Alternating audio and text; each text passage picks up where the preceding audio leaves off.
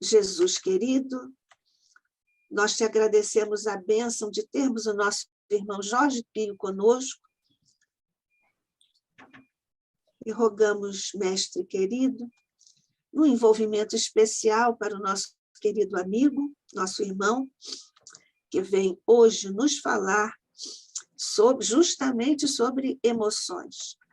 A tua luz, a tua graça, o teu amor por sobre o nosso querido irmão. Assim seja. Muito bem. E nós vamos, então, hoje, trazer este nosso querido amigo, que é médico formado pela Faculdade de Medicina da Fundação Técnico-Educacional Souza Marques, é médico por concurso público na Previdência Social, é professor associado na cadeira de alergia do Instituto de Pós-Graduação da PUC do Rio de Janeiro, está licenciado, está na pós-graduação em ensino superior lato sensu pelo Instituto Brasileiro de Medicina de Reabilitação, é professor titular de Fisiologia e Fisiologia do Esforço do Instituto Brasileiro de Medicina de Reabilitação, professor convidado da Universidade Federal do Rio de Janeiro em Alergia e Imunologia e na Clínica Médica da Universidade do Estado do Rio de Janeiro, na área de Pneumologia e na Unirio, na área da disciplina de Alergia. É vice-presidente em exercício na Associação Médico-Espírita Serra Azul, a MESA, municípios de Miguel Pereira, Mendes e Paulo de Fronten, e é coordenador geral do Grupo de Estudos Espíritas Eurípides Barçanufo, em Mendes, Rio de Janeiro. O nosso Jorge Pio vem falar hoje aqui para nós sobre instinto, razão e emoção. Saúde das emoções. Somos todos ouvidos. Então, vamos lá. O nosso tema ele se baseou fundamentalmente numa verdadeira aula que nos é trazida pelo Espírito Lázaro, no Evangelho segundo o Espiritismo, capítulo 11, item 8. Quando ele inicia dizendo que a doutrina de Jesus toda, completa, é uma lição de amor. Quer dizer, o tema do Lázaro é a lei do amor. Né? Então, ele começa falando da doutrina do Cristo e vai começar a dizer que, no princípio, nós temos instintos mais evoluídos, não é? Mais decaídos, mais corrompidos, vamos ter sensações. E depois, avançando, regenerados e jamais avançados, nós desenvolvemos, então, o sentimento, cuja o ápice é o amor. Então, ele vai, nessa sua aula, dar propriamente uma aula de evolução do espírito e vai dizer para nós que o instinto é a base de todo o processo, porque é no instinto que nós vamos encontrar a semente, não é, do sentimento. Então, o instinto representa uma bolota, como se fosse a bolota do carvalho, que vai desenvolver essa condição que vai nos elevar, nos trazer a essa questão de compreendermos como que o sentimento se desenvolve. Então, ele vai completar, dizer que o amor faz com que a criatura crie asa nos pés. Eu estou fazendo aqui a minha interpretação da passagem, não tenho a memória fotográfica do que ele disse, mas o texto me é muito familiar. Ele vai dizer, então, que a gente cria asa nos pés e passa, então, a partir do sentimento do amor, desse sentimento máximo, a criar asa nos pés e superar todas as dificuldades da vida, a ter uma possibilidade de atingir situações que não são quase que compreendidas, é incompreendido. A pessoa que ama verdadeiramente, com amor incondicional, no mundo que nós vivemos, nesse mundo de dificuldades, de tanto egoísmo, de tantos problemas, que a pessoa coloca a sua personalidade como mais importante no centro da vida, que a pessoa que ama verdadeiramente não pode ser muito bem compreendida. Mas aí ele vai para Jesus, vai falar assim, Jesus foi o exemplo máximo, não é?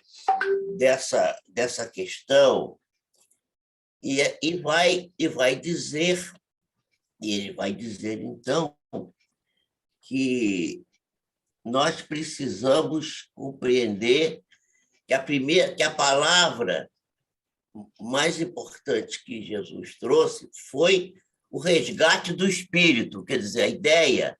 Jesus traz a ideia do espírito, né? Quer dizer, então ele fala que o sangue resgatou o espírito. É uma expressão antiga, né? Mas que é o que se fala normalmente, que o sangue de Jesus resgatou o espírito.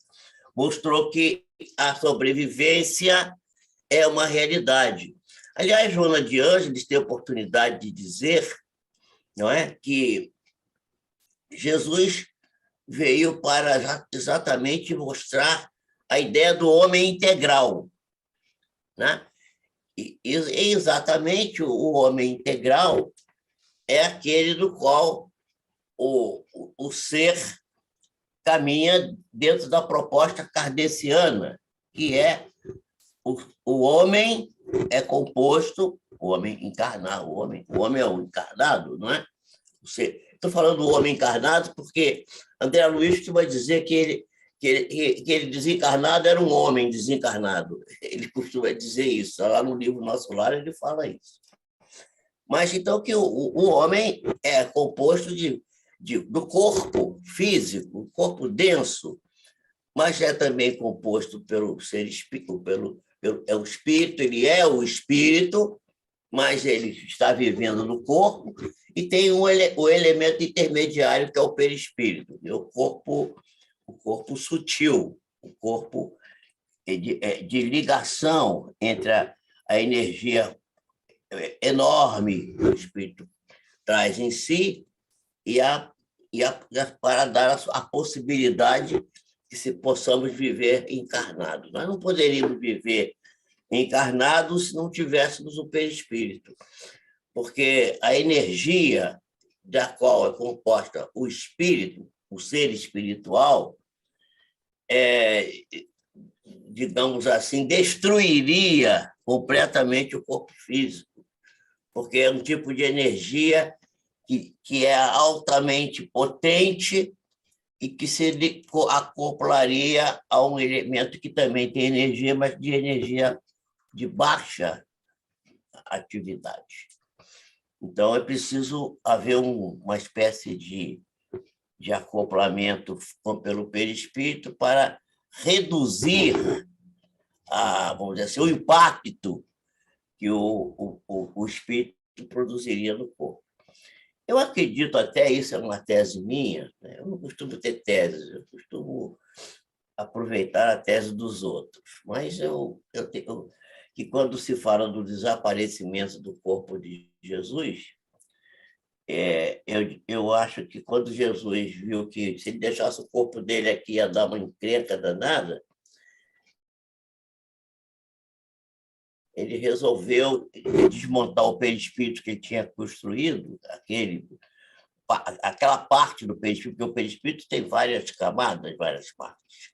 Quem discute isso muito bem, mostra isso muito bem, é Hernani Guimarães, né? Hernani, que vai falar disso.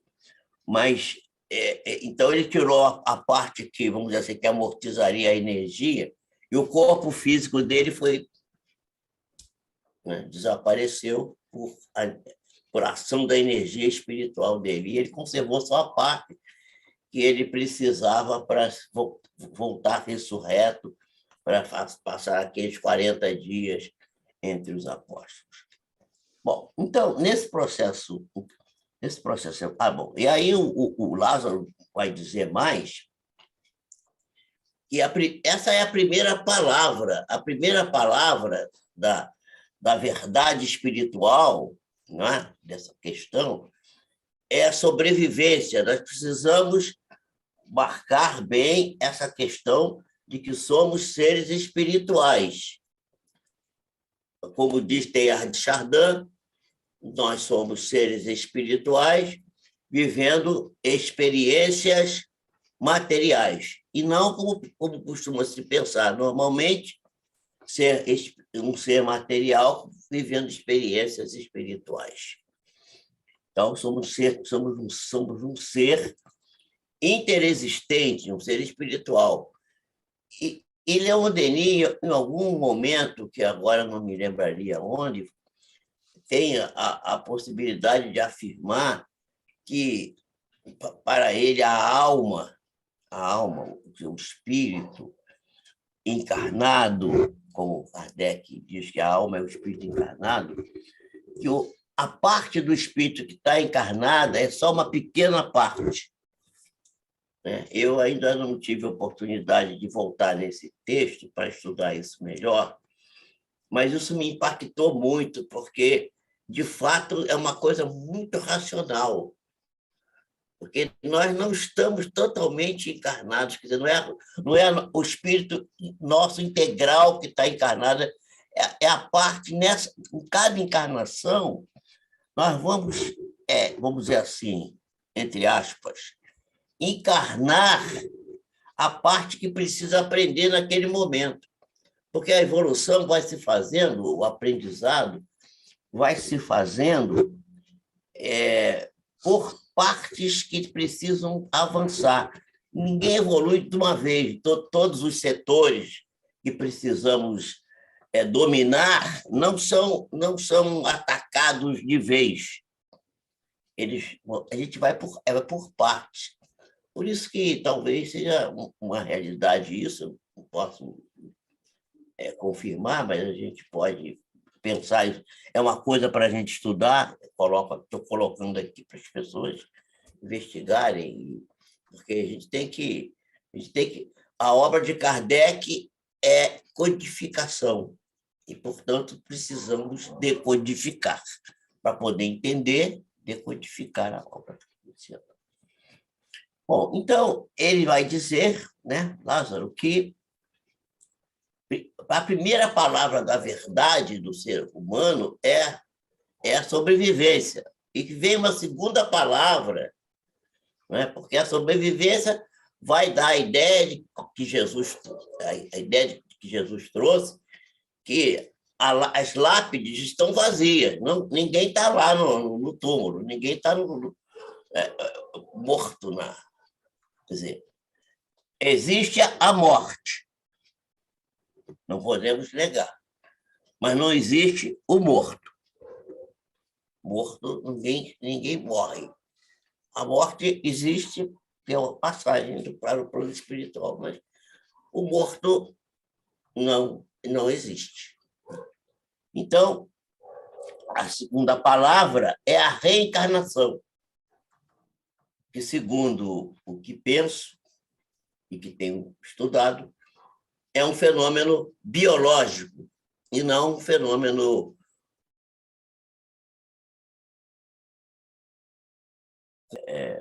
social, nem um fenômeno filosófico, nem religioso. A reencarnação é uma lei da biologia e que futuramente, certamente, os biólogos vão conseguir chegar lá. Estão chegando devagarinho, estão chegando. Então, essas duas palavras, né, sobrevivência e reencarnação, vão dar ao espírito vamos dizer assim, o suporte, né, o estofo, como dizia o doutor Jorge Andréa, né, o estofo para conseguir avançar de forma segura, de forma eficiente, para atingir a perfeição relativa que todos precisamos atingir. Do ponto de vista, então, dessa questão, nós poderíamos pensar no cérebro, na formação do cérebro, e ver que, do ponto de vista dessa tese de que nós primeiro temos instintos, depois sensações e depois, então, sentimentos, nós podemos perceber, porque dizemos que quando a gente fala de nós, falamos de nós próprios, ninguém faz assim, eu, né? Todo mundo faz aqui, né? Eu, né? Sim, a pessoa, quando quer se identificar, essa identificação é que no chakra cardíaco, em cima daqui da região do coração, que é o órgão simbolicamente do sentimento, né? Também da emoção, e é um órgão que o coração é um órgão que se forma na evolução embriológica antes de se formar o cérebro. Porque no embrião, se tiver primeiro... Que chique isso. Eu fiquei tão enrolado aqui que eu nem tomei café. Tá bom. Vocês me desculpem aí, mas é tanto carinho aqui na minha casa comigo que eu não posso abrir mão do carinho. Obrigado. Água eu tenho ali. Café é vida. Café é vida. Dizem Café? que é água, mas eu Café? acho que é o café. Não, olha aqui, café é Eu vida. vivo sem água, mas não vivo sem café. Mas café, ó, principalmente se for uma arábica, Cerrado Mineiro, aí é fantástico, né? Mogiana, maravilhoso também. Eu fiquei enrolado aqui tentando resolver isso aqui e acabei não tomando café. Obrigado, Márcio. Bom, então, nós vamos observar que o coração forma-se antes do cérebro. Então, o coração, de certa maneira, ele está à frente do cérebro, mas a gente sempre quer dizer que o cérebro é que é, materialmente falando, quando a gente fala com material, do ponto de vista material, a gente dá um valor muito grande ao cérebro, o que é uma coisa correta, está certo. Mas não dar essa preponderância completa, porque o cérebro sozinho não faz nada. Ele é apenas um efetor da função espiritual, porque é como o computador. Se você não injeta o dado lá, não sai nada. O computador é inteligente, mas a inteligência dele depende de uma inteligência maior, que é a do operador. Então, o operador, no caso aí, é o espírito que opera o cérebro. Mas a evolução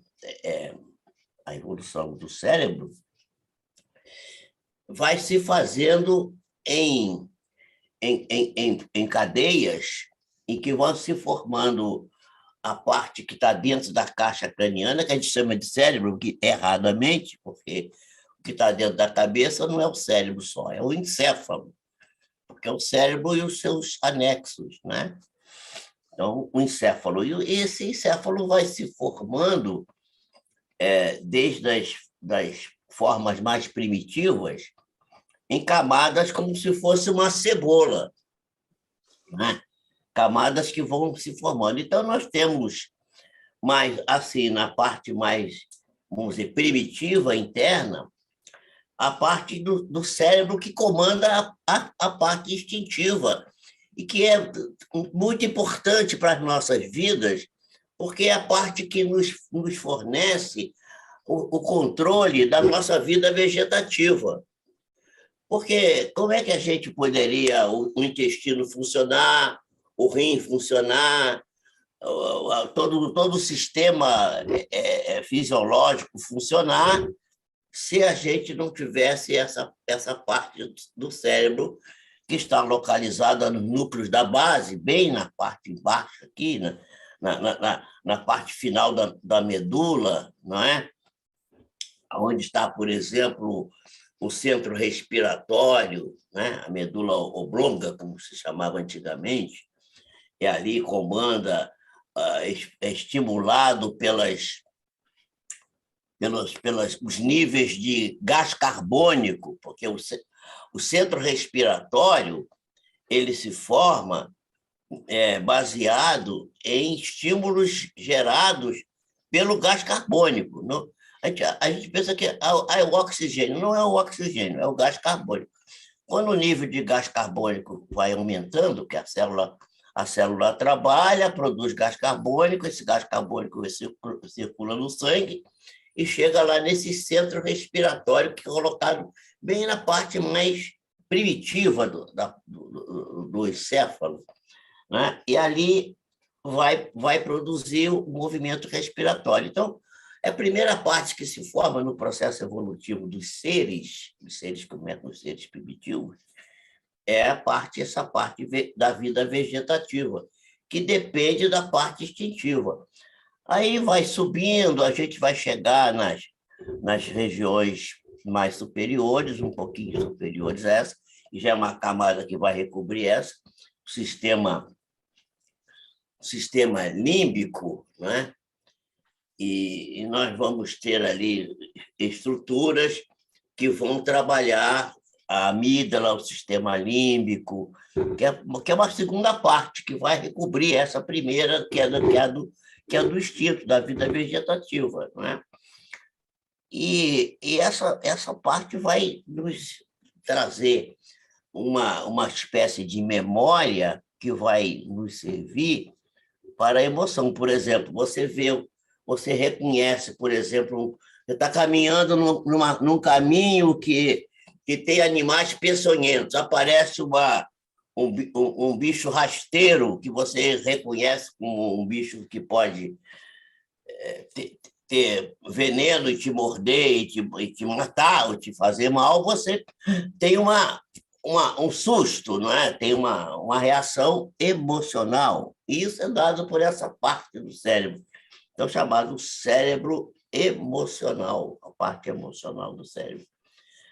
E ali, nessa região, se faz vamos dizer assim, a supervisão das reações emocionais que temos, né?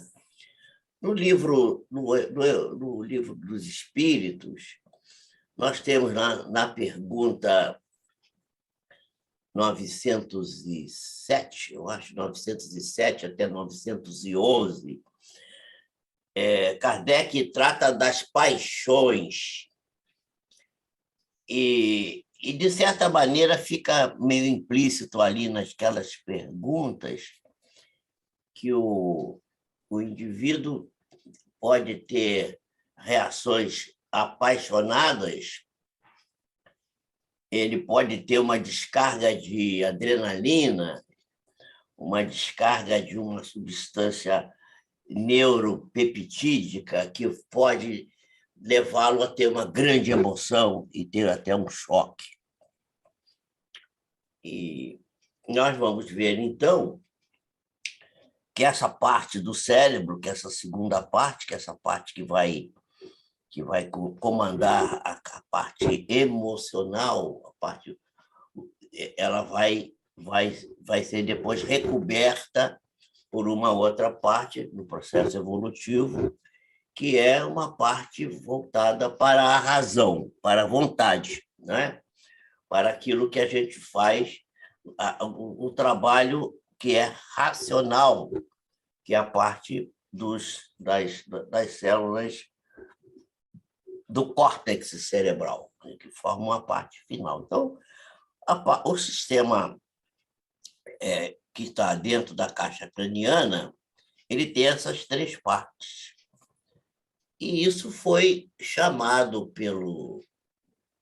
em 1991, por aí, pelo Paul MacLean, que é um neurocientista americano. Isso foi chamado de cérebro triuno, quer dizer, 3 em 1.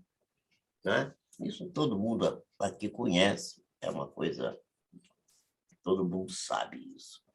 Que vai dar origem, agora recentemente, há uns anos atrás, né? A um livro fantástico, que vocês já devem ter lido, que é O Cérebro Triuno a Serviço do Espírito, que é um livro escrito por um trio de irmãos, né? A Esvênia Prada, o Décio Iandoli e o doutor Sérgio Lopes, que escreveram este livro. Aliás, outro dia, aqui numa palestra, eu não sei, alguém referiu-se a esse livro aqui. Eu não me lembro quem foi. Bom, então, esse cérebro triuno serve para dar uma ideia para a gente que o cérebro não são 3 cérebros, é um cérebro só. Mas o cérebro trabalha, essas 3 partes trabalham juntas. Todo no organismo é solidário e trabalha sempre junto.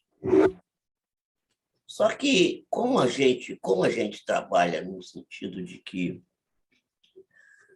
a nossa condição ainda evolutiva depende de uma coisa chamada energia mental,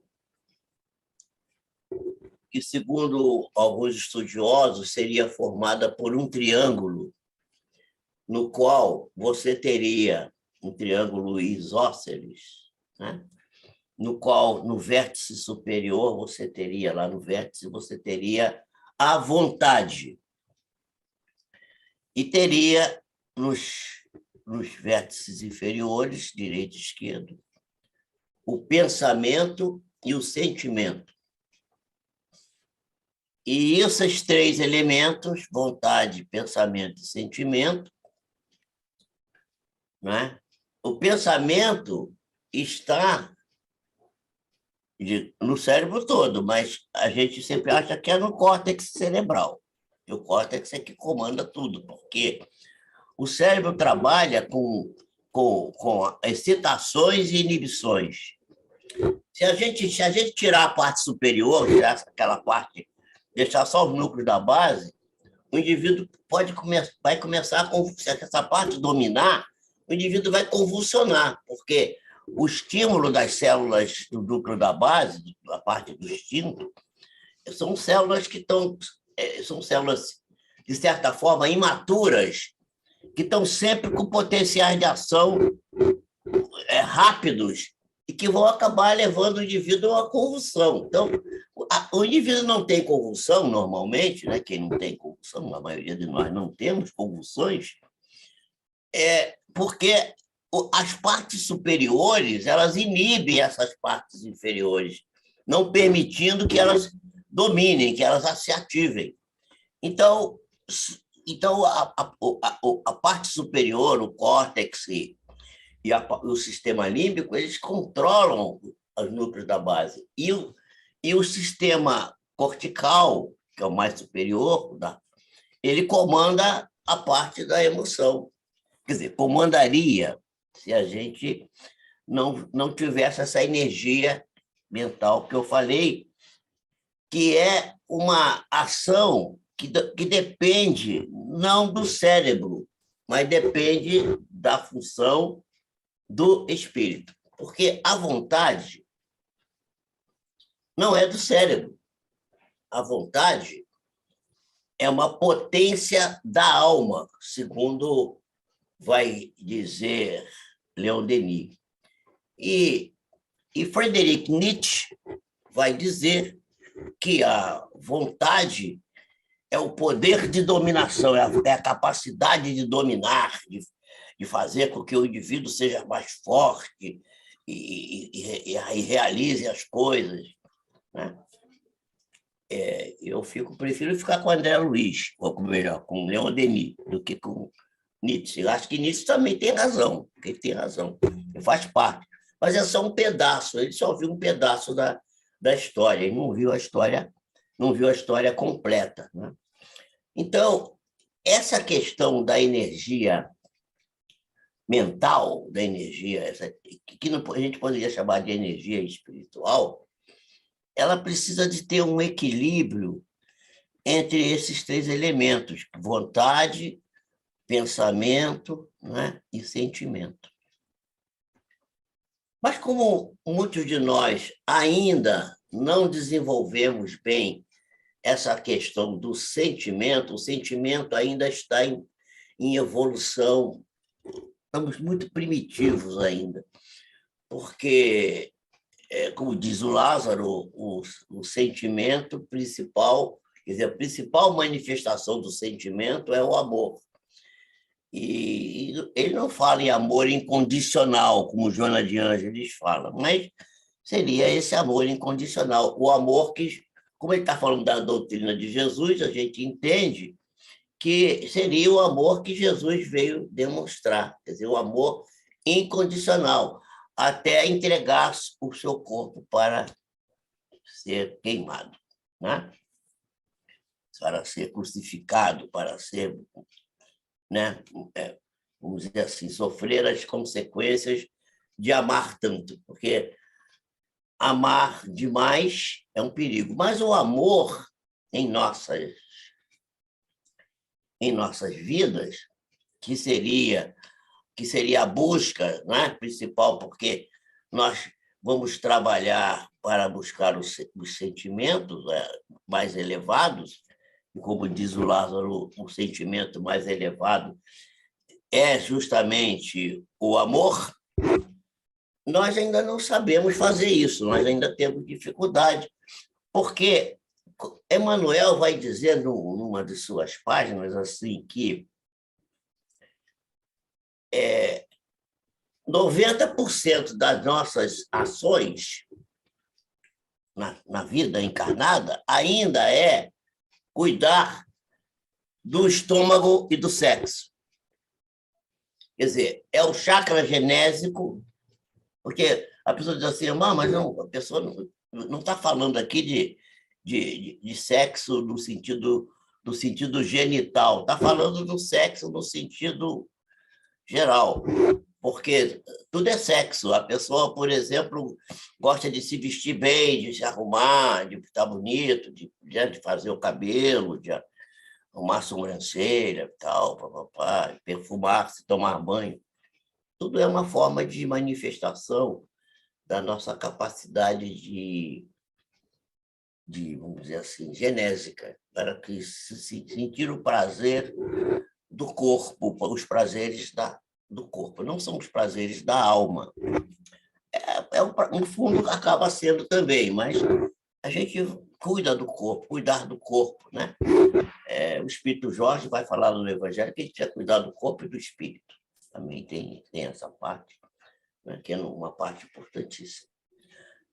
Mas esse cuidado que fazemos, ele está subordinado à geração da nossa função genética, que está, todos esses nossos interesses está no hipotálamo, que é uma parte que é intermediária entre o sistema límbico e o sistema racional. Interessante, o hipotálamo é muito importante, porque é no hipotálamo que aparece a fome, a sede, o desejo sexual, está tudo lá, está tudo nele, no hipotálamo. Ele é uma espécie de, vamos dizer, de servo-sistema que controla essas pulsões todas do nosso corpo. E na questão da energia mental, quando a gente fala da vontade, sentimento, pensamento e sentimento, se nós formos dissecar isso e estudar isso com mais aprofundadamente, nós vamos ver que nós somos dominados por pensamentos, por muitos pensamentos que não percebemos. Os pensamentos, aliás, um cientista que estudou muito isso, foi o doutor Amit Goswami, que no livro dele, Quem Somos Nós, ele vai dizer que nós temos cerca de 400 bilhões de bytes de pensamentos diários, mas só percebemos 2 mega, que é 2.000. Quer dizer, a gente não percebe, porque a maioria dos pensamentos que temos, que nós próprios produzimos, ou que captamos do meio externo, passam e a gente não vê. E muitos deles fazem a gente agir. A gente age, muitas das vezes, comandado por pensamentos que desconhecemos. Daí Jesus ter dito que nós precisávamos vigiar e orar. Vigiar, tomar conta dos pensamentos, para não deixar... Eu me lembro uma vez o nosso irmão Mileco, de saudosa memória, estava lá na sua instituição fantástica, não é? de livros, que escreve livros em braille, né? Os livros espíritas em braille foram feitos pela instituição do nosso querido Mileco. Ele ia sair um dia e ele disse assim para a moça que trabalhava com ele: eu vou para a rua agora. Aí a moça virou para ele e disse assim: o senhor cuidado aí na rua, que estão assaltando aí na rua. O senhor não tenha cuidado. E até tem aí um movimento aí que os traficantes, eles estão querendo pegar os assaltantes para matar. E se eles começar a assaltar aqui, vai chamar a polícia para cá, eles não querem. Aí o Mileco contou que ele teve um pensamento assim: aí, tomara que esses camaradas apareçam logo. Aí daqui a pouco ele parou para pensar, para refletir, aí disse assim: ah, meu Deus, eu sou espírita, como é que eu estou pensando que o cara pode vir matar o sujeito? Meu Deus, me perdoa. Quer dizer, ele foi, naquele momento, dominado por um pensamento inconsciente, né? Quer dizer, uma pulsão interna, e isso acontece conosco o dia inteiro. A gente está toda hora sendo... Essas pulsões internas vêm a atuar sobre nós. Eu tinha falado que, nos anos 90, o neurocientista americano, não é? Paul MacLean, tinha feito essa apresentação desse cérebro triunfo. Mas, em 1947, já no livro O Mundo Maior, o espírito Calderaro já tinha falado disso com muito mais propriedade e muito mais profundidade do que o cientista americano, quando ele trata da casa mental, né? Uma casa de 3 andares, onde você tem um porão, onde está o passado, um primeiro andar, onde está o aqui e agora, e a parte superior, que é onde está o futuro. Quer dizer, os nossos interesses, as nossas buscas futuras. Quer dizer, as expressões importantes do córtex pré-frontal, onde já por exames de tomografia por exposição a pósitrons, já se pôde detectar um ponto que se ilumina quando a gente pensa em coisas nobres, quando a gente ora, quando a gente medita, quando a gente pensa em Deus. Ele vai falar disso, já antecipando de muitos anos aquela ideia que Paul MacLean vai trazer, que ainda tem sido já discutido atualmente, tem sido questionado e tal, mas continua válido até hoje, porque é uma realidade, isso é verdade, funciona assim. Mas ainda é de pequena monta esse achado do nosso querido cientista. Bem, para que possamos perceber bem essa questão e ver, a gente vai ver o seguinte: nós nos manifestamos no meio exterior através da palavra, que pode ser falada ou escrita. Então, as manifestações da nossa energia mental, quer dizer, os pensamentos, a vontade e o sentimento, se manifestam através da comunicação. Nós nos comunicamos e a nossa comunicação, ela, na realidade, na maior parte do tempo, ela é escrita ou é verbal. Mas nós temos uma forma de comunicação que não é verbal, né? Que é a comunicação não verbal. A gente se comunica através dos gestos, a gente se comunica através da nossa manifestação, da nossa face, do nosso olhar, do nosso gestual. A pessoa, às vezes, né? Por exemplo, o Fabiano agora está assim, ó, de braço cruzado assim, ó. Você sabe o que quer dizer isso, Fabiano? Não é porque eu estou com a emoção encarcerada, não. É que Não, eu não, apoio o braço em cima da barriga eu e aí sei. relaxo o braço. Eu não estou com as emoções travadas, não, nem protegendo o meu emocional, não. Não é isso, não. A barriga faz uma saliência, aí eu apoio em cima da barriga e descanso o braço em cima da barriga. Sabe o que eu costumo dizer?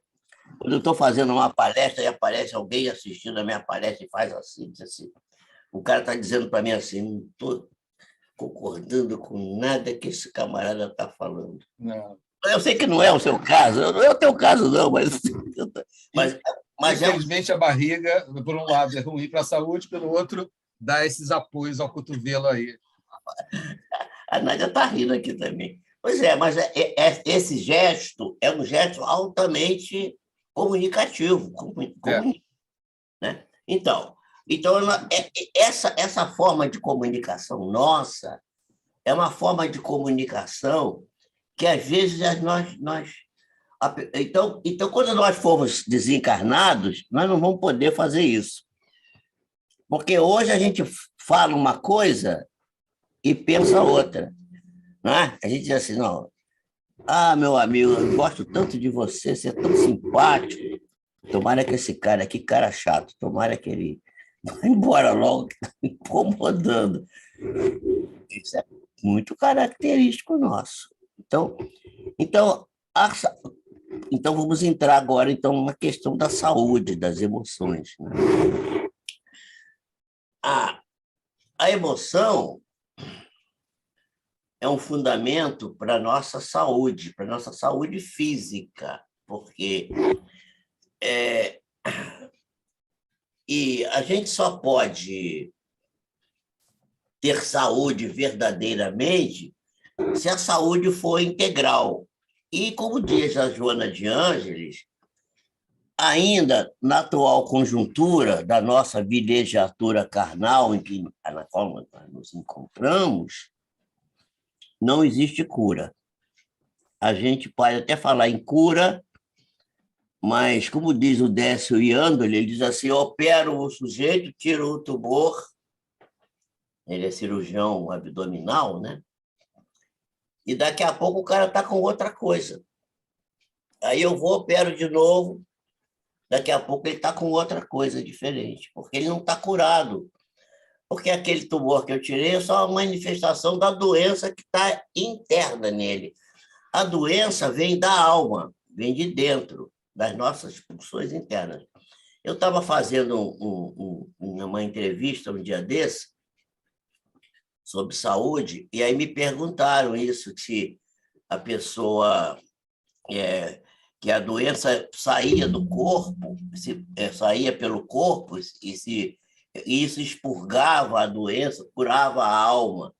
Eu falei assim, absolutamente não. A pessoa vai ter a doença, vai expurgar uma parte da patologia que está lá na profundidade, ela vai continuar doente, porque o que faz a cura real, é a transformação, é a modificação do... Porque quando a gente fala com a doença é sempre emocional, sempre.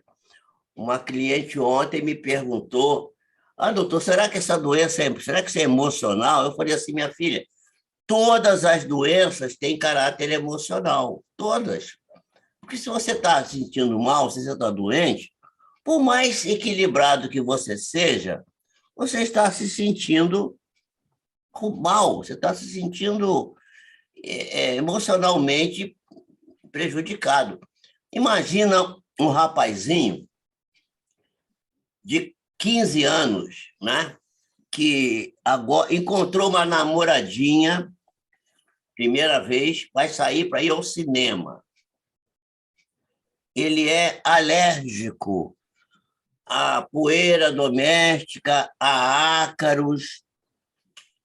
Ele tem uma hipersensibilidade na região do anel de Waldeyer, que fica aqui na cabeça, pega a garganta, pega esses órgãos linfáticos que nós temos aqui nessa região. E aí ele vai 3 horas da tarde, marcou o encontro às 5 com a mocinha, a primeira vez. Eu estou contando um caso real, tá? Um caso real que aconteceu. E aí ele vai tomar um banho, ele vai lá, rouba o perfume do pai dele, o negócio de barba do pai e tal, né? Ele nunca usou aquilo para ficar mais bonitinho e tal. E aí, aqueles perfumes, aquele banho, aquela emoção daquele primeiro encontro, desencadeia uma espirração, o nariz incha, fica vermelho, ele começa a tossir, começa a coçar o olho, desesperado, começa a chorar, diz assim, eu não vou mais, porque a menina vai pensar que eu sou um leproso, um doente, eu não vou mais. Imagina o reflexo sociocultural desse processo, não é? É uma coisa traumática. Eu já vi isso acontecer não uma vez, mas diversas vezes. E a pessoa ter ido se tratar do processo alérgico comigo por causa de ter tido diversas vezes essa questão. Bom, o principal agente disso é a emoção, porque se você não controla a emoção, se você não controla a questão, e eu estava falando que o Emmanuel, ele diz que nós nos alimentamos de emoção. Ele dá o exemplo e ele diz assim, o corvo se alimenta de carniça, né? A abelha, ela se busca o néctar das flores, e o homem busca a emoção. A emoção alimenta a nossa vida. Então, isso é a afirmação de Emmanuel. Então, todas as doenças têm emoção acopladas nelas. E quando a emoção não está saudável, quer dizer, a pessoa ainda não conseguiu equilibrar essa emoção, ela tem dificuldade. E a gente vai entender isso muito bem, voltando naquilo que eu falei inicialmente, lá no Livro dos Espíritos, na questão das paixões, 906, 907 até 911, que Kardec vai falar sobre isso. Falar nisso, sobre a 907 a 900. Você achou, Nádia, lá no livro Os Mensageiros, a questão do oxigênio lá? Viu? Conseguiu achar? Se você não achou, depois eu te dou aqui. Eu já encontrei aqui. Mas eu falei sobre isso na própria live. Ah, é? Naquele mesmo dia. Você achou, né? Você achou. Achei e disse na nossa reunião. Interessante aquilo, muito interessante. Aquilo é para a gente pensar. Bom, então... Diga agora, porque você agora criou uma expectativa emocional das pessoas que estão nos assistindo sobre isso. Sobre o oxigênio? Isso, pois é. Eu já falei aqui, não vou falar de novo, porque senão vai começar, eu não quero, não deixa. Muito rapidamente. Não, é que ele fala o André Luiz vai nos dizer lá no livro de Mensageiros, né, o guia espiritual que está conversando com ele, vai falar que nós precisamos da proteína. E a proteína é formada de nitrogênio, precisa de nitrogênio, se não tem proteína sem nitrogênio, né? É o radical NH3, né? Amina. NH3, NH4, que são as aminas. Então, a proteína é sempre uma cadeia de ácidos chamados ácidos aminados, né? Aminoácidos. E o nosso corpo é proteína. Precisa a proteína que é vamos dizer assim, a substância, vamos dizer assim, o elemento estrutural da nossa formação física. Então, nós precisamos disso. Então, o guia espiritual vai dizer que aguardamos que o Criador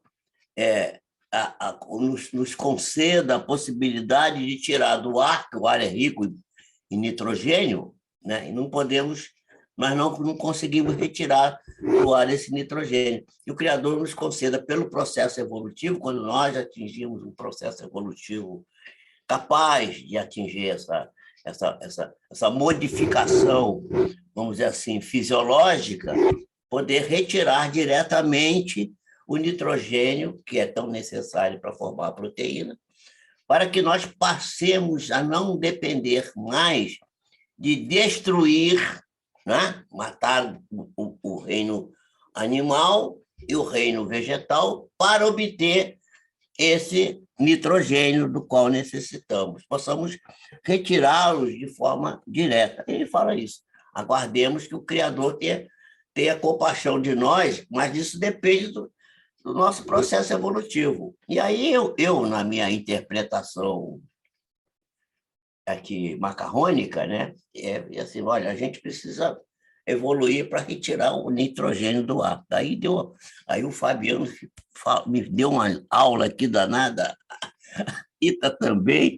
Eu fiquei assim, meu Deus do céu, eles ficaram bravos comigo. Eu não estou dizendo que a gente vai fazer isso, não. Estou dizendo que o André Luiz falou esse negócio lá. Então, que isso é futuro. Vai lá, sei lá quando é que vai ser isso. Sei lá quando, né? Isso só o Pai que está no céu sabe. Então é isso.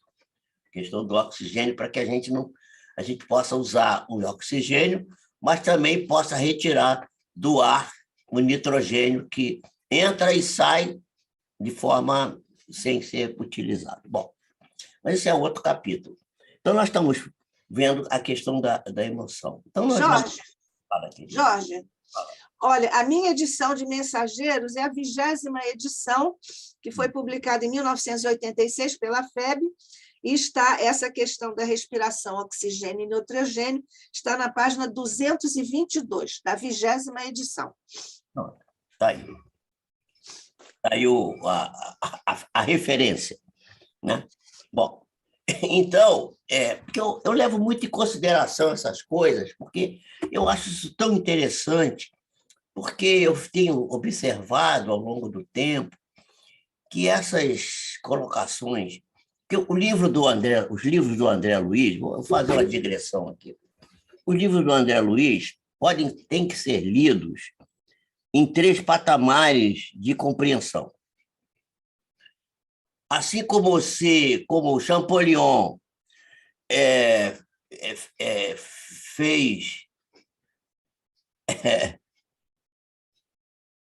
Você não acredita que essa necessidade é muito importante? Não sei, eu não posso julgar isso, Rita, não sei. Bom, o Champollion vai decifrar a pedra de Roseta através de 3 patamares da leitura, do conhecimento do egípcio. Então, a pedra tinha 3 linguagens, três formas de dizer a mesma coisa. Então, você tinha embaixo escrito em demótico, que era a linguagem do povo, né? Você tinha no meio a mesma descrição na linguagem dos sábios gregos, dos sábios egípcios, que era o hierático, e tinha na parte de cima a linguagem dos iniciados, das pessoas que já tinham atingido um grau espiritual muito elevado, que era o hieroglifos, ou hieroglifos, né? Então, hierático era demótico, hierático e hieroglifo. E daí, a partir daí foi que ele consegue retirar isso. Então, são 2 patamares de compreensão: a linguagem do povo, a linguagem dos sábios e a linguagem dos iniciados, dos grandes iniciados, dos grandes sábios, né? Os grandes conhecedores da espiritualidade, que os egípcios eram um caso à parte, não é? Na cultura humana. Eles tinham uma compreensão da vida, da reencarnação. Quem eram os iniciados daquela época? Somos nós hoje. Reencarnação, sobrevivência da alma, Deus único, não é? Vida nos outros planetas, os princípios básicos da doutrina espírita. Nós podemos dizer hoje que nós somos os iniciados egípcios na época atual, somos nós. Nós temos esse conhecimento que naquele tempo era dado só para os grandes avatares, para os grandes iniciados. Mas o que eu quero falar é que a obra do André Luiz também tem 3 patamares de leitura, meus irmãos. Você pode ler aquilo literalmente, como se fosse, como muita gente, a própria literatura, né? Os literatos que têm estudado a obra do André Luiz dizem que é um romance, né? A obra do André Luiz é um romance, são romances. Então, o André Luiz tem romances. Aliás, tem um estudo que é daqui do Instituto de Cultura, de uma companheira nossa, eu esqueci agora o nome dela, daqui a pouco eu me lembro, que ela fez o estudo da obra do André Luiz, e ela vai dizer isso, que o André Luiz teve tantos livros de literatura, de romance, tem 2 livros de autoajuda e 2 livros científicos, que seriam os livros que falam de mediunidade, né? Então, os livros de conduta espírita e tal, seria autoajuda e por aí assim. Então esses livros do André Luiz foi considerado um livro de literatura, mas não são livros de literatura, meus amigos. Ele pode ser lido nas entrelinhas, tem um grande conhecimento espiritual.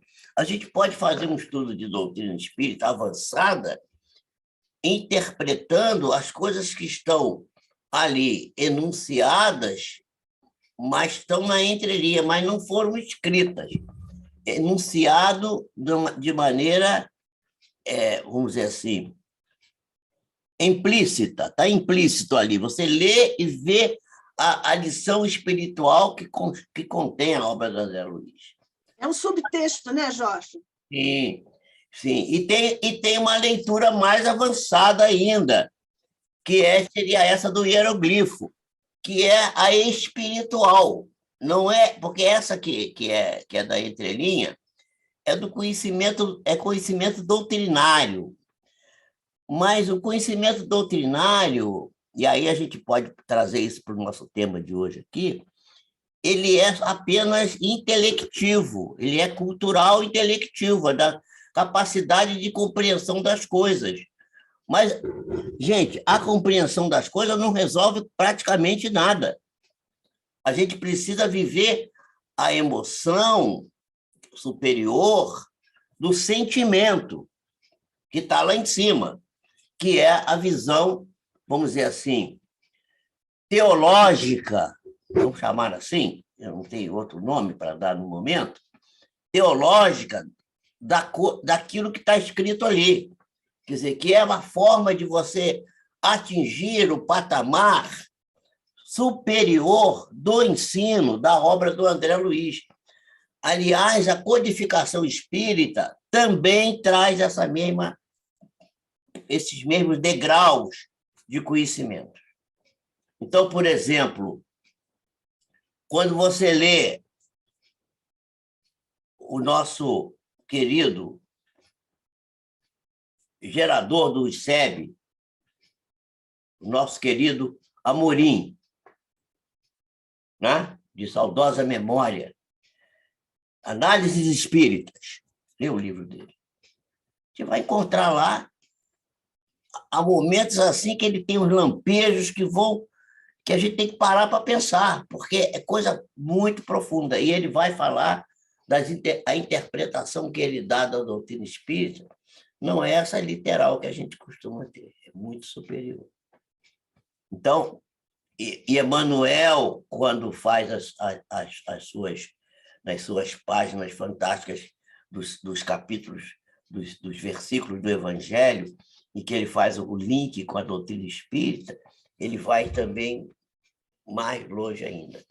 Também temos José Herculano Pires, que também tem uma capacidade fantástica de interpretar superiormente a nossa doutrina, porque temos essa questão dos patamares de leitura, a gente lê a mesma coisa, é a mesma coisa.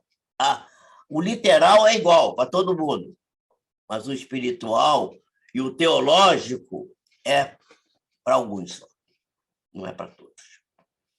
E a gente tem que buscar isso, porque a gente precisa, isso é fundamento, porque a gente precisa usar a emoção. Então, eu estava falando aqui da questão da saúde das emoções, e lembrei de Chico Xavier e de Divaldo Franco, que tinham o hábito de conversar com a doença. Eu vou lembrar aqui o Divaldo Franco, aos 51 anos, 50 e poucos anos, infartou. O filho dele, médico, o primeiro filho dele, que se formou em medicina, estava presente, era cardiologista, e disse assim: papai morreu. O coração parou e o filho diagnosticou. E o Divaldo estava lúcido, né?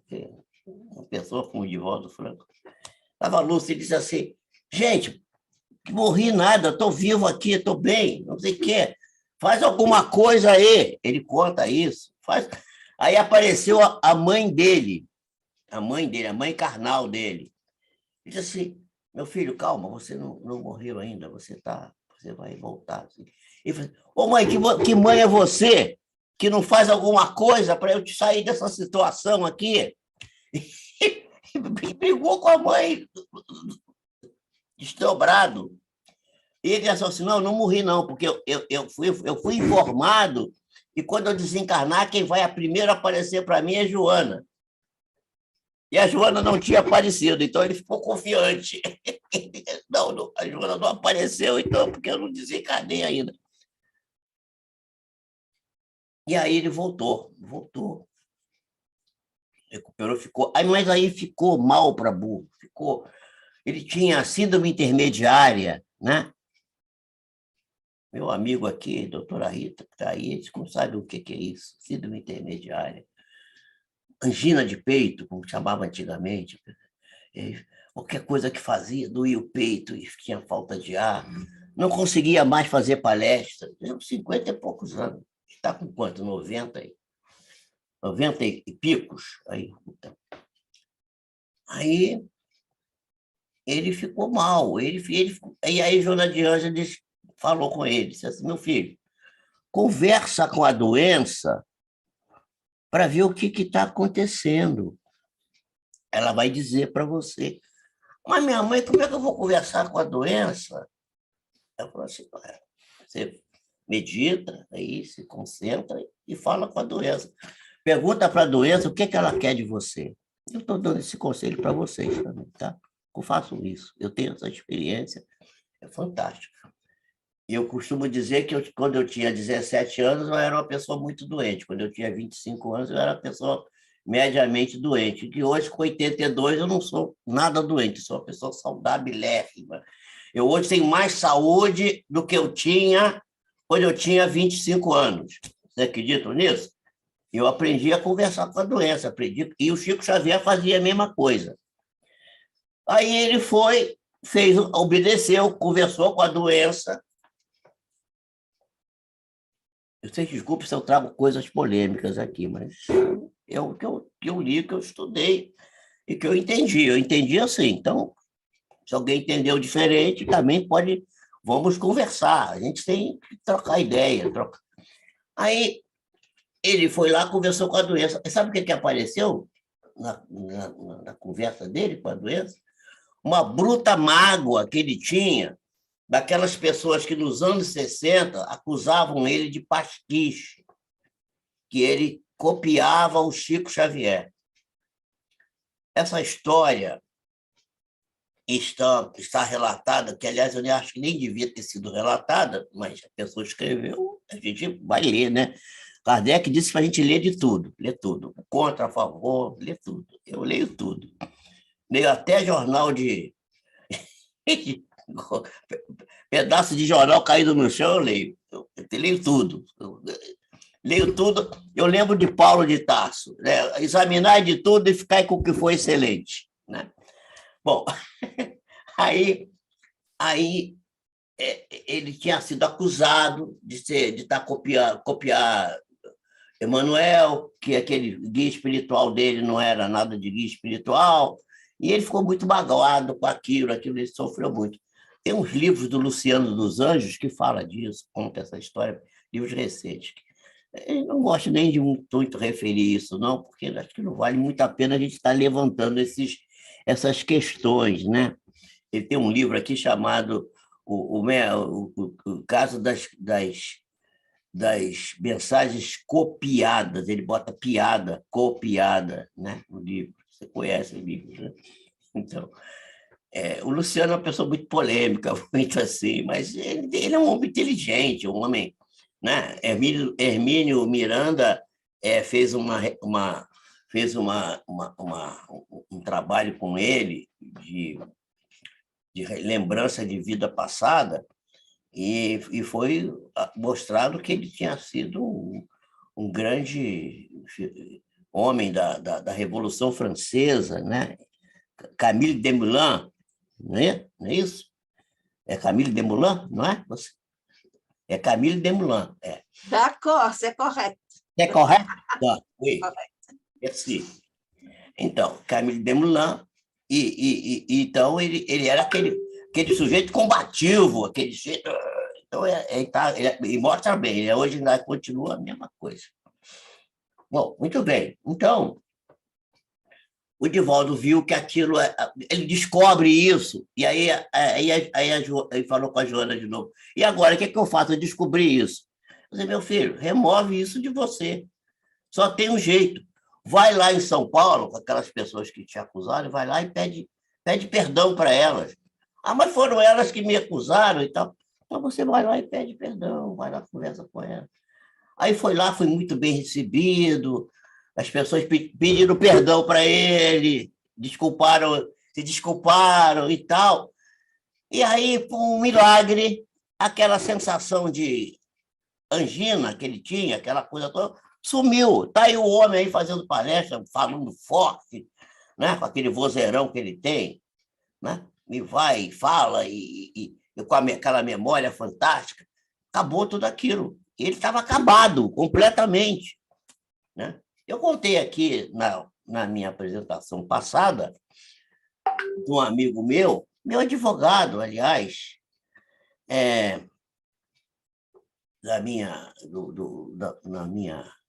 esse meu amigo que é meu advogado, ele tinha uma dor no tornozelo, ele disse assim, eu já fui no ortopedista, já fiz ressonância magnética, essa dor, eu quero caminhar, não consigo, meu tornozelo dói, não consigo. Eu falei assim, você já conversou com o seu tornozelo? Ele olhou para mim e falou assim, Pio, você está maluco? Vou conversar com o tornozelo. Eu falei assim, olha, eu aconselharia você a fazer isso. Pode ser. Você já tentou tudo, não deu certo, tenta uma maluquice, né? Tenta isso, quem sabe? E ele fez. Pô, meu tornozelo, querido, o que está acontecendo? Por que você está doendo? Ah, e tal, me liberta disso, e tal, tal, e tal. E aí foi passado uns 2 ou 3 meses, eu encontrei com ele de novo, porque ele mora lá no Rio, eu moro em Mendes. Eu falei assim, ô Hélio, como é que está aí o tornozelo? Ele parou e falou assim, ih, rapaz, eu até esqueci do tornozelo, nem lembrei mais. Eu falei, então melhorou, né? Sumiu, não ficou. Eu falei, você viu? Deu certo o negócio. Ele falou assim, você é macumbeiro mesmo, hein? E disse que eu era macumbeiro. Mas você achou que era macumba? Essa coisa de macumba, sei lá. Macumba é um instrumento musical. Bom, mas aí, então a gente tem a saúde das emoções está em a gente acessar o patrimônio interno que temos. O hemisfério cerebral, direito e esquerdo, são complementares.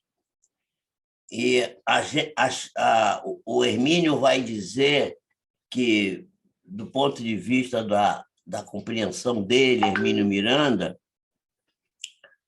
a alma, o espírito, a individualidade, não é? A individualidade, o ser interexistente, o ser que tem a vida contínua, né?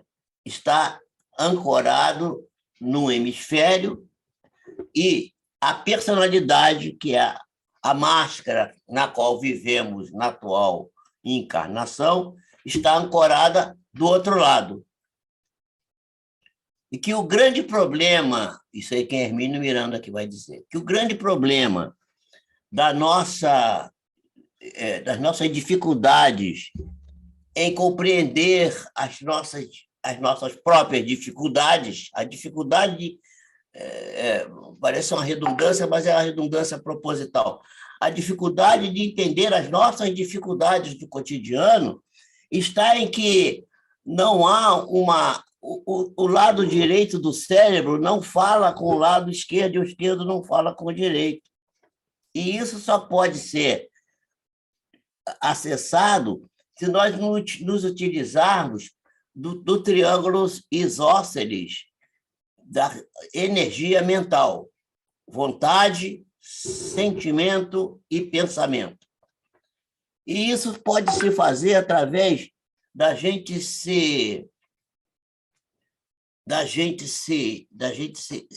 meditar, da gente adentrar, fazer a viagem para dentro de nós próprios. Agora estamos na fase das viagens. Dizem que as lojas que vendem malas nos shoppings estão desabastecidas. Que é um tal de comprar malas das pessoas viajar. Eu viajei agora para o Nordeste, estive no Nordeste, fui visitar a terra de minha mulher, que é paraibana, e, gente, os aviões estavam tudo cheios, o aeroporto cheio, gente, as pessoas estão desesperadas viajando. E, então, a gente... É muita gente, é muita coisa. Deixa eu fechar esse... Eu estou com esse negócio aqui fazendo barulho na minha cabeça. Deixa eu tirar isso aqui. porque isso aqui é o WhatsApp aqui no computador. Pronto, está toda hora entrando uma mensagem aqui, atrapalha. Então, a gente tem que pensar que a gente tem que acessar esse patrimônio interno, né? E eu melhorei, eu fiquei saudável, sabe, gente? Agora, com 80 anos, fiquei saudável, porque eu comecei a fazer isso. Comecei a pensar, a meditar, a perguntar, quando eu senti alguma coisa. Eu tive há pouco tempo um negócio, a gente não deve estar falando das suas próprias coisas, é meio chato, mas são exemplos, né? Eu comecei a ter uns 5 anos atrás, 6 anos atrás. Vocês sabem que eu tenho consultório em 3 cidades diferentes, então eu tenho que dirigir para Miguel Pereira, para Paracambi e tal. Eu tenho que descer uma serra perigosa, que é uma serra estreitinha, cheia de curvas, uma coisa complicada. E eu comecei a ter um negócio chamado diplopia. Quem não sabe, diplopia é uma visão dupla. Eu estava na estrada dirigindo, via 2 estradas, uma que era real e a outra que era virtual. Se eu me metesse pela virtual, eu caía no precipício com o carro. Então, eu fiquei mal, falei assim, não posso nem mais dirigir. Eu tenho que ver o que eu vou fazer na minha vida. Aí eu falei assim, não sei o que é. Aí fiz uma tomografia do cérebro, fui no oftalmologista, ninguém sabia o que eu tinha. Aí eu resolvi fazer assim, eu tenho que fazer meu diagnóstico. Aí comecei a meditar, a pensar, e aí, como eu tenho habilidades médicas, né, não fica muito difícil. Eu fiz o diagnóstico, e é uma coisa da minha área. Eu descobri que eu tenho uma doença chamada arterite temporal, que é uma doença imunológica que exige que você tome corticoide o resto da vida. Aí eu falei assim, eu vou fazer a confirmação desse meu diagnóstico, pode estar errado, porque se autodiagnosticar não é muito correto, mas eu chamei 2 colegas, um clínico da minha confiança, fantástico, e um cirurgião vascular, que é clínico, que é professor de medicina, que trabalhavam comigo lá em Miguel Pereira. Hoje eu não trabalho com eles mais, mas eu trabalhava na época com eles. E fiz uma conferência médica. E eles disseram assim, Pio, seu diagnóstico está perfeito, é isso mesmo, você vai ter que tomar corticoide. Eu falei assim, eu não vou tomar corticoide. A vida toda não. Tomo corticoide, tudo bem. Quando precisa, eu vou tomar, mas não tenho tomado ultimamente, não tomo mais. Não preciso. Mas aí eu fui assim, eu tenho que ver como é que eu posso resolver isso. Comecei a tomar um antialérgico potente e comecei a fazer meditação. E fui encontrar a razão daquele negócio que eu tinha. Sabe o que apareceu na minha meditação? Assim, meu filho, acho que tem alguém falando na cabeça da gente, parece uma comunicação espiritual, uma coisa impressionante. Não é mediunidade, não. Você conversa com você mesmo. Meu filho, você para de olhar para coisas que não te interessam ficar olhando. E é isso que está te causando esse problema. E eu falei assim, eu vou fazer esse esforço, vou tentar modificar minha ótica, minha maneira de ver. E, gente, tem 5 anos isso ocorreu. Nunca mais tive diplopia. Nunca mais tive nada. Nunca mais teve... Eu tinha cefaleia, né? Cefaleia latejante, tinha a diplopia. Era uma coisa terrível. E acabou, passou. Sem tomar nenhum corticoide. Tomei um antialérgico durante um tempo curto e acabou, passou, eu fiquei bem.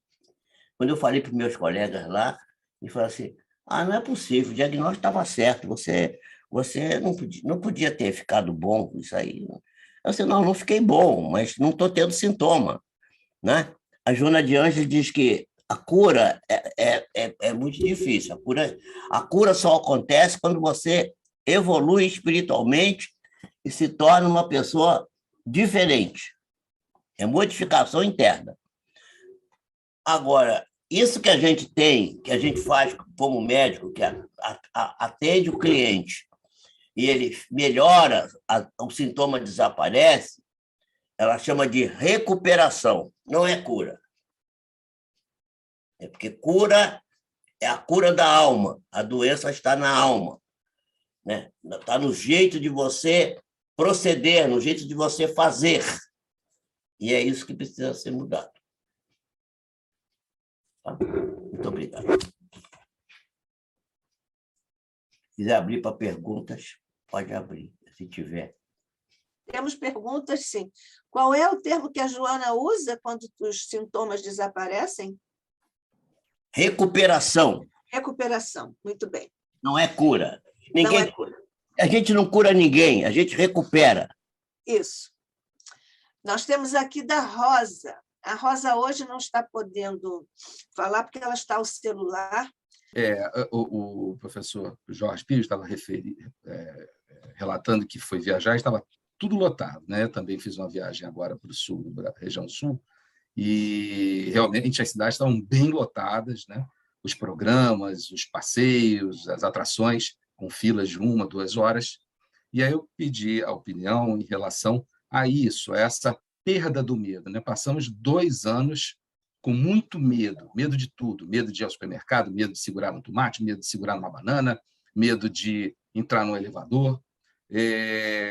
Isso traz consequências. E fiz uma referência em relação às duas emoções que deflagram todo um sistema que o organismo, um sistema evolucionário, para que os seres possam fugir e lutar, que são o medo e a raiva. O medo e a raiva vão fazer os indivíduos ou lutarem para sobreviver ou fugirem para sobreviver. E aí tem uma série de hormônios que são lançadas justamente para permitir o organismo fazer isso. Adrenalina, cortisol. Aí, o que o senhor acha? Reação de adaptação. A reação de adaptação. Que tem consequências, né, no sistema imune, etc. Então, o que o senhor acha nesse balanço? Né? Então, a gente vê muitas pessoas que estão com medo. O que esse medo pode produzir? Eu tive a oportunidade de estudar o livro do Seyle, que, aliás, eu tenho o livro original deles. O Seyle foi o sujeito que... O livro chama-se Estresse. Ele vai lecionar sobre o estresse. E vai dizer que o estresse, na realidade, é uma coisa saudável. O estresse é saudável, o estresse. Porque é exatamente o que você falou, Fabiano, que é porque ele é uma reação de defesa, de proteção para a nossa integridade. Nós temos o instinto de conservação, e dentro do instinto de conservação se divide em vários trechos, né? Nós temos, por exemplo, vou dar um exemplo, que é o sentimento de invulnerabilidade. O que é o sentimento de invulnerabilidade?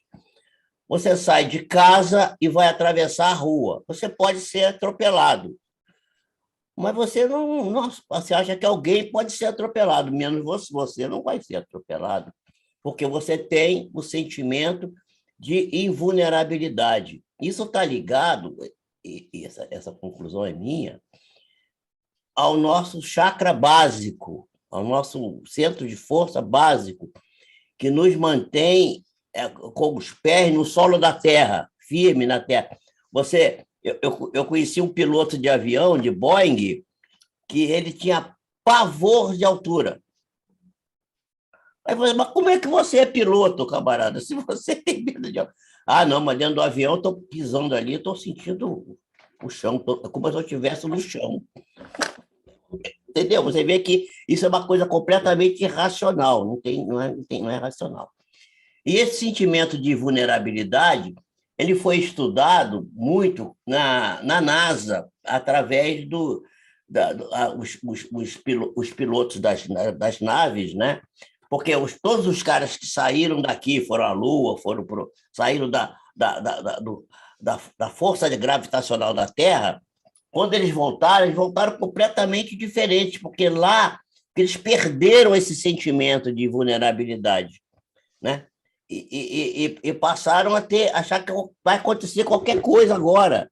Quando a pessoa começa a achar que vai acontecer qualquer coisa, meu Deus, será que vou morrer daqui a pouco, vou ficar doente, vou ter isso, vou ter aquilo, vai acontecer alguma coisa, meu filho vai adoecer?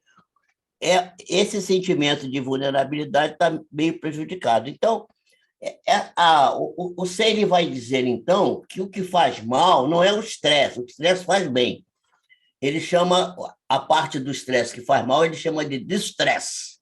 Então, distress, que é o estresse excessivo. Quer dizer, quando o estresse passa de um determinado patamar e passa para uma outra dimensão maior, ele passa a ser prejudicial. Há até a história de um grande ator brasileiro, que agora não me ocorre o nome, que foi entrevistado, já depois de não sei quantos anos, 40 anos de prática, e perguntaram para ele se ele, quando ia estrear uma peça, se ele ainda ficava ansioso, o coração batia, ele falou assim, certamente, mas depois desses anos todos, sim. E quando eu não fico assim, não sai bom. Olha, isso é emblemático. Não sai bom, porque o estresse, a emoção, essa emoção, esse processo complexo, né, de liberação de catecolaminas, de neurohormônio adrenérgico, de cortisol, tudo isso é para dar a você mais força, mais capacidade. É um sentimento animal, vem do animal.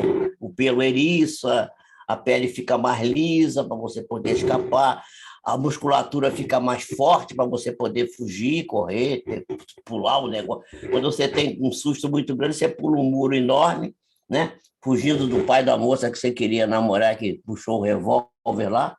O cara pula o muro e diz assim, depois ele vai lá, olha o muro, como é que eu pulei isso aqui? O medo fez ele pular o muro que ele não pularia normalmente. Então é isso. Então, as pessoas estavam realmente assim, e isso estava adoecendo as pessoas. Muita gente morreu de Covid de medo. Aliás, no livro do Divaldo, No Rumo do Mundo de Regeneração, e no outro livro, que é o anterior a esse, eles vão falar disso 10 anos antes do outro livro, acho que 2010. Ele fala sobre essa questão, vai dizer que as pessoas morrem o pavor da doença matava as pessoas, né? Antes do vírus matar, a pessoa já estava morta. O medo faz imunossupressão, isso é bem documentado. Sim, claro, faz, claro.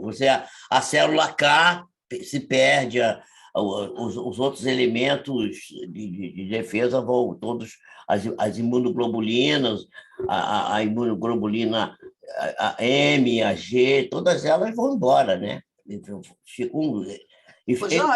E não é só a quantidade, a qualidade dessas imunoglobulinas. Fala, né? Jorge, profissionalmente, ao longo de muitos anos, nós usamos uma pesquisa nos Estados Unidos com grupos. Então, há 3 grupos, naturalmente, com rigor científico de grupo de controle, etc. A um grupo ofereceram uma tarefa, que era a mesma tarefa, uma tarefa com 0 de estresse. Olha, vocês podem fazer quando vocês quiserem, no tempo que vocês quiserem. Para outro grupo, vocês têm tal tempo, tal prazo, etc. E para o outro, estressaram demais. Se vocês não terminarem isso em tal tempo e tal. O grupo que produziu melhor foi do médio estresse. O mais baixo foi o do alto estresse no rendimento. Bom, podemos passar aqui as perguntas da Rosa? Podemos? Quando você quiser. A Rosa tem... Então, está respondido, Fabiano? Uhum. Então, vamos lá. Rosa, ela está perguntando a você, Pio, você não acredita que essa necessidade é muito importante na fase de crescimento dos seres humanos? Na fase adulta, peixe e frango nos dão até mais do que precisamos? Realmente você estava falando lá da alimentação, não é isso? A respiração, eu acho. E ela continua. Pode ser por isso que os seres humanos têm complicações pelo aumento do ácido úrico por comer o de que não precisam? O problema, eu acho que o problema todo, eu não sou um expert em nutrição, tá? Mas eu estudei nutrição porque eu fiz um curso de alimentos, por causa da minha especialidade, eu fui obrigado a ir para um instituto de fazer estudos de alimentos, porque hoje, na minha área, na minha experiência clínica, eu observo que a maioria, por exemplo, eu acredito um pouco, em alergia alimentar. Porque todo mundo fala porque não sei o quê, porque leite dá alergia. Eu acho que o grande problema da alergia alimentar hoje, o grande problema, embora exista alergia alimentar, camarão dá alergia, leite pode dar alergia. Eu já vi uma criança que botou uma bala de leite na boca assim, começou a lambeu a bala, o lábio cresceu, ela começou a sentir falta de ar, começou a ter chiado no peito, ela teve que ser socorrida. A sorte que ela estava no meu consultório, eu injetei logo adrenalina nela, injetei corticoide, fiz uma inalação com beta-2 adrenérgico e ela saiu do quadro. Mas quem deu a bala fui eu, porque eu não estava. A mãe disse que ela tinha alergia a leite, eu falei assim, não acredito nisso. Porque eu recebi, nos últimos 2 anos, 60 e poucas crianças proibidas pelos pediatras de tomar leite, porque tinha alergia a leite. Investiguei profundamente cada uma delas, só encontrei 2 com alergia a leite. Uma era alergia a leite de verdade, e a outra não era. A outra era os aditivos. Então, o que eu vejo hoje é que tudo tem aditivo. Até cerveja, que não tinha aditivo antigamente, você fabricava cerveja e vendia. O vinho também, você fabricava o vinho, tinha álcool conservava, você vendia o vinho. Hoje, vinho tem aditivo, cerveja tem aditivo, carne tem aditivo, tudo tem aditivo. O frango tem hormônio. Então, esses aditivos alimentares, eles produzem reações indesejáveis, terríveis. Muitas delas são, de fato, antígeno anticorpo, quer dizer, alérgicas, e outras são só intolerância. Eu acho que a Rosa tem razão, mas eu penso que, embora eu não seja um expert em alimentação, que o problema não está tanto na questão da qualidade das coisas, na qualidade no sentido da coisa intrínseca, mas sim nos aditivos que vão junto e na quantidade que as pessoas comem. Eu almoço aqui em Paracambi, num restaurante, sabe esses restaurantes que dizem assim, buffet livre, sem balança, sabe? Esse negócio assim. Pois é, eu como lá. Só que eu como assim, ó, uma coisinha. Aí a dona, que agora virou minha cliente também, né? Ela tem uma doença respiratória lá de origem alérgica e está tratando com.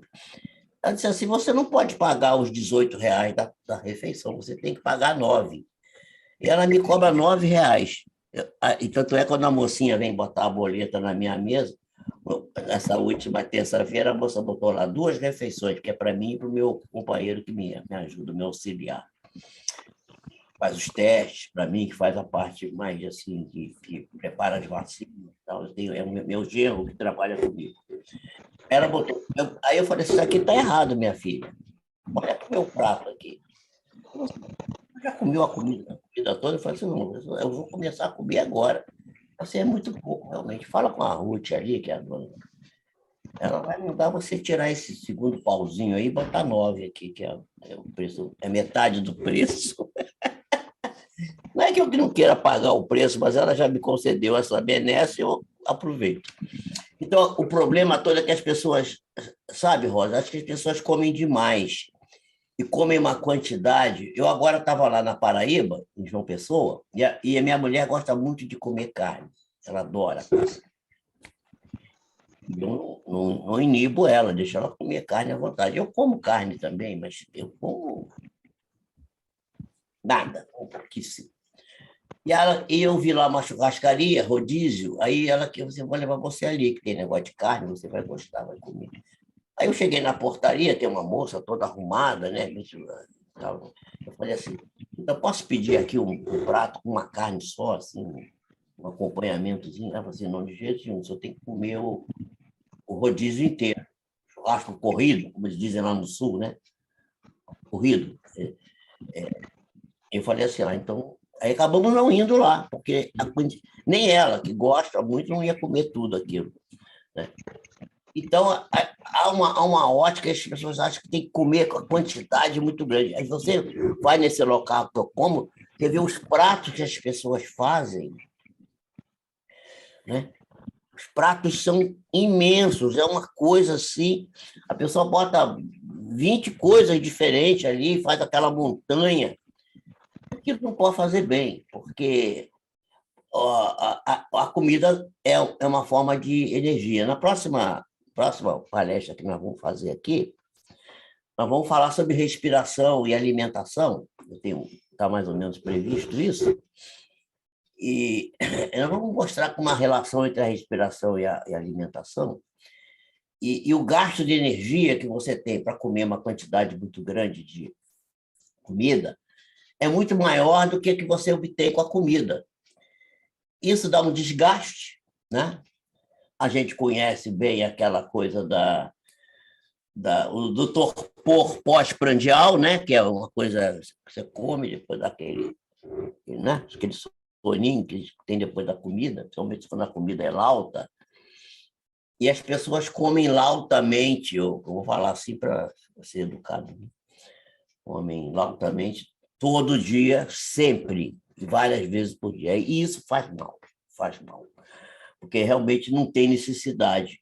Então, eu acho que a Rosa tem razão de dizer que as pessoas comem mais do que comem. E a proteína que você vira ureia, né, e vira ácido úrico, porque são os ácidos aminados decompostos, isso vai fazer mal. Eu tenho um amigo meu aqui, médico, que toma uma dose de cortisona injetável todo mês. Eu falei para ele, você é louco, rapaz, como é que você faz isso? Ah, não, porque eu tenho gota. Aí eu falei assim, você tem que rever seus hábitos. Ele faz churrasco todo fim de semana e come carne todo dia. Tem que ter gota, meu amigo, tem que ter, entendeu? Aí toma cortisona. Quer dizer, então é uma espécie de ciclo vicioso terrível e vai adoecer essa pessoa. Essa pessoa vai ficar doente, já está doente, não é? Já está doente, porque já está com uma doença que, ao longo do tempo, vai se cronificar e depois, mesmo que ele consiga reverter, isso não vai ficar com... Vai deflagrar outras, né, Jorge? Porque vai deflagrar outras, né? Filhotes dessa doença. Veja bem, o grande problema dessas doenças é porque elas são todas inflamatórias.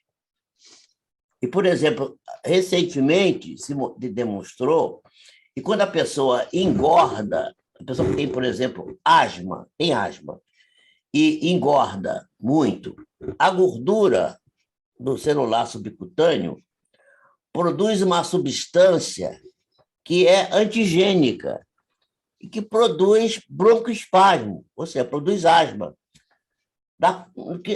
Não é a poeira doméstica, não é o ácaro, não é o fungo, não é nada disso. É a substância liberada da parte gordurosa do próprio corpo, e libera isso e vai interferir no sistema imune, vai dar trabalho para o sistema imune e vai produzir bloqueio beta-adrenérgico, que é o bloqueio dessas catecolaminas, que vai determinar o fechamento brônquico, o nariz entope, só espirra, os olhos incham, lacrimeja, coça, tudo isso provocado pela própria gordura do próprio corpo da pessoa. São doenças inflamatórias, a inflamação produzida pelo próprio alimento. Então, é isso. Muito bem. Fátima, você gostou? A Fátima gosta muito das suas observações, viu, Jorge Pio? E a Fátima está aqui. Pois é, gostou, né, Fátima? Sim. Nós também. É porque eu gosto de fazer as coisas ligadas à parte prática da vida, porque a gente precisa sair daqui dessa encarnação melhor do que a gente entrou, e é só com a prática que a gente vai conseguir. E estamos saindo... Ficar só na teoria não vai dar. Estamos saindo melhores depois dessa nossa reunião aqui tão fraterna, muito delicada e muito instrutiva para todos nós. Deixa eu te falar uma coisa. Você não sabe que eu tinha preparado esse tema com as imagens e tal. O negócio da internet aqui, eu até esqueci desse negócio, fiz aqui na palestra, só conversando. Isso, foi muito bom. O negócio ficou para... Nem sei onde é que está. Mas ficou aqui, apareceu aqui. Então, Jorge Pio, muito obrigada outra vez por você novamente estar conosco, vai voltar nos próximos meses, certamente, e nós vamos também nessa... Pergunta para a Rosa se ela ficou bem atendida da pergunta, porque eu não sei, ela não está aí, não estou vendo ela. Não, é porque ela hoje está no celular. Tá. Ela não pode hoje falar. Foi ótimo, Jorge. Gostei muito de todas as suas colocações, gostei das respostas. Porque, assim, eu acho que faz parte da evolução humana que o homem comece a perceber que a gente ainda precisa de proteína, assim, em determinados casos, anemias graves, essas coisas assim. Mas que a partir de uma certa idade, o nosso consumo de proteína animal ele passa a ser desnecessário, com raras exceções. E que, por isso, a gente adoece. Né? O adoecimento, quando você fala que a pessoa pode se melhorar parando, pensando sobre a sua doença, era só para chamar atenção para isso. Às vezes também você tem que saber, mas eu estou com muita dor, eu estou com dor nas articulações. Vê a sua alimentação também, porque muitas vezes o tratamento vai começar pela melhora da qualidade da alimentação. Era isso. Gostei muito, pessoal, das suas colocações e da resposta também. Obrigada, Como Rosa. sempre, brilhante. Obrigada, Rosa. E obrigada também, Pio. Obrigada a todos que estiveram conosco em ambos os planos de existência. Nós vamos agora orar juntos, agradecendo, Mestre querido, Jesus amado de nossos corações, pela reunião fraterna que tivemos, com a assistência das tuas luzes, da tua misericórdia, do teu envolvimento por sobre nossas mentes e corações, para que pudéssemos, como efetivamente nos foi possível, assimilar os conteúdos no plano cognitivo, mas também abastecer nossos reservatórios de amor, de ternura e de fraternidade com o encontro de hoje, patrocinado, Jesus, pelo teu coração, pelo manto de Maria, pelas vibrações de nossos anjos da guarda e de nossos amigos espirituais. Por sobre eles, Mestre, faz descer a tua vibração de amor e de multiplicação de recursos para que continuem atuando em teu nome junto de nós. Especialmente, nós te rogamos, Mestre, bênçãos por sobre os mentores do Instituto de Cultura Espírita do Brasil, representados por Diolindo Amorim e Jorge Andréia. Que a tua paz, tua luz, permaneçam conosco hoje e sempre, sob o olhar de nosso Pai. Assim seja. Muito bem. Lembrando Bom fim que de semana para todos. Segunda-feira nós temos uma reunião às 20h30 e vamos estar juntos novamente. Vamos sair juntos? Vamos. 1, 2, 3, paz e luz a todos nós.